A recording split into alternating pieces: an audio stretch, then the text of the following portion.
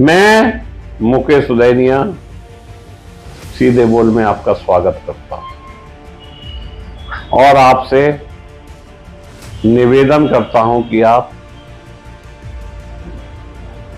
इस चैनल को अवश्य सब्सक्राइब करें।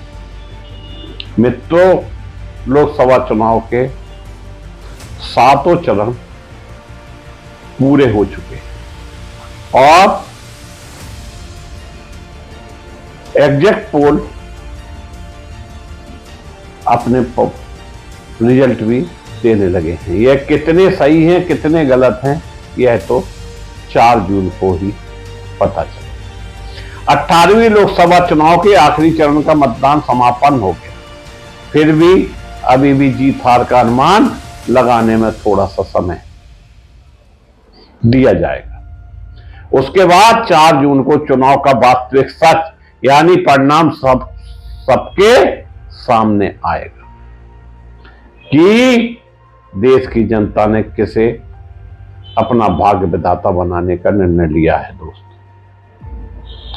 अब तक के आजाद भारत के चुनाव में यही तो होता रहा है।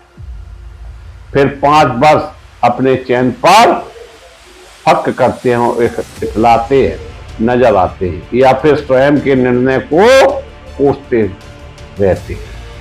इस 18वीं लोकसभा चुनाव पर बात तो करेंगे ही, लेकिन जैसा इस चुनाव में देखने को मिला वैसा इससे पहले किसी चुनाव में नहीं देखा गया। हमारे नेतागण बहुत ही निचले स्तर पर उतरकर समाज पर अपनी जीत के लिए दबाव बनाते रहे और असंसदीय शब्दों के तीर चलाते नजर आने लगे। उससे तो साफ लगने लगा है कि उनके द्वारा मतदाताओं को धमकाया जा रहा है कि यदि आपने हमारे खिलाफ मतदान किया तो उसका परिणाम भुगतने के लिए तैयार है। यह होने लगा है चुनाव में।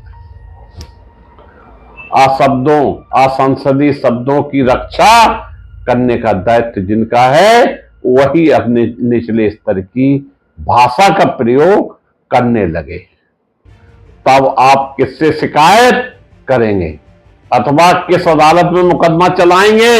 ऐसा इसलिए कि सारा देश जान चुका है कि सत्तारूढ़ दल का कोई भी बिगाड़ नहीं सकता। अब तो लोग ऐसे निर्भीक हो गए हैं कि गलत कार्य करते हुए दुनिया को दिखाकर मशहूर होने के लिए कुछ भी करने लगे।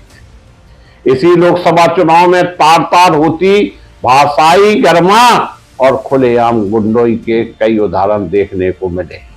अब तो देश के 2 जाने माने चुनाव विशेषज्ञ भी बात करते हैं। ना तो कुछ कहना है कि भाजपा की कुल 2 से 40 सीटें मिल रही हैं, ये विशेषज्ञों का कहना है और इस बात को योगेंद्र यादव ने भी कहा है।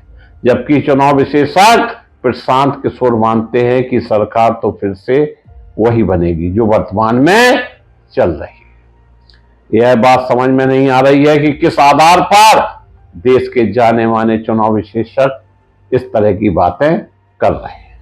क्या उन्होंने देश के 140 करोड़ जनता से पूछा है? उनके मन की बात तो सामने रखकर जाना है। यदि ऐसा नहीं किया है तो इन दोनों का को या तो ईवीएम में बंद वोटिंग प्रतिशत की बात करते तो मैं निश्चित रूप से गलत है। ऐसा इसलिए क्योंकि आज तक कोई ऐसी एजेंसी नहीं बनी जो 100% मतदाताओं से बात करके उनकी व्यक्तिगत गुप्त राय को सार्वजनिक करे। सीधी सी बात यह है कि विशेषज्ञ योगेंद्र यादव लंबे समय तक इस तरह की बातें और गणना करते रहे हैं, इसलिए उनका अनुभव उन्हें अपनी राय रखने के लिए कहता है। रही प्रशांत किशोर की बात तो यह भी सच है कि उनका भारत ही आना इसलिए हुआ कि चुनावी गणना का विश्लेषण सटीक वैज्ञानिक तरीके से करके भारतीय जनता पार्टी के लिए काम करें। उसमें उन्हें सफलता भी मिली, फिर उसके बाद उन्होंने कई राजनीतिक दलों के लिए काम किया। उनमें भी वे लगभग सफल रहे। उनकी सफलता के कारण उन्हें देश के एक चुनाव विशेषज्ञ के रूप में स्थान दिया। अब उनके कार्यकलापों से देश को ऐसा लगने लगा है कि उनकी राजनीति में आने की इच्छा बलवती हो गई है और उसी का परिणाम है कि बिहार में जान सुरजा नामक संस्था का गठन कर वह राज्य में जगह जगह घूम रहे हैं। उनकी राजनीतिक उत्कृष्टता को देखते हुए देश उन्हें उस प्रकार का सम्मान देने से परहेज करने लगा है। लोगों का मानना है कि राजनीति में प्रवेश का यही उच्च स्तरीय तरीका है और भाजपा के पक्ष में बोलकर आर्थिक रूप से अपनी पार्टी को मजबूत करना भी आज की उन मजबूरी बन गई है। बिहार के जागरूक व्यक्ति यहां तक कहते हैं कि प्रशांत किशोर अपना आर्थिक पक्ष मजबूत करने के लिए भाजपा के पक्ष में बयानबाजी कर रहे हैं। सच या झूठ 4 जून को उनकी भविष्यवाणी से तय होगा। उसमें भी यदि बात नहीं बनी तो बिहार विधानसभा में सब कुछ सामने आ जाएगा। अपने और अपने दल के लिए, जनता को अपने पक्ष में करने के लिए देश के बड़े बड़े मंत्री भी किस प्रकार अमर्यादित टिप्पणी करने लगे हैं, यह सबके सामने है। प्रधानमंत्री यह कैसे कह सकते हैं कि यदि विपक्ष की सरकार बनी तो महिलाओं के मंगलसूत्र तक बेच दिए जाएंगे। यदि आपके पास 2 भैंस हैं तो एक खोल कर ले जाएंगे। पिछड़ों के प्रति ममता बनर्जी का अन्याय रंगे हाथों पकड़ा गया। विपक्षी दल अब अपने वोट बैंक को बनाए रखने के लिए मुजरा करने लगे।